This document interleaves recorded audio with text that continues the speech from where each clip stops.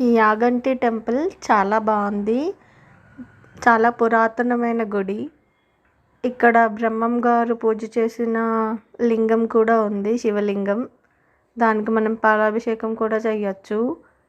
Next స్పర్శ దర్శనం కూడా అలో చేస్తున్నారు. మేమైతే స్పర్శ దర్శనం చేసుకున్నాము. ఇంకా వెంకటేశ్వర స్వామి అయితే ఎంత బాగున్నారో. మేము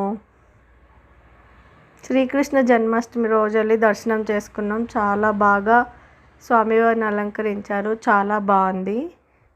ఇంకా యాగంటి అంటే నందీశ్వరుడే కదా, ఎప్పుడూ అది పెరుగుతూ ఉంటుంది కదా. ఇంకా లొకేషన్ అయితే చాలా బాగుంది.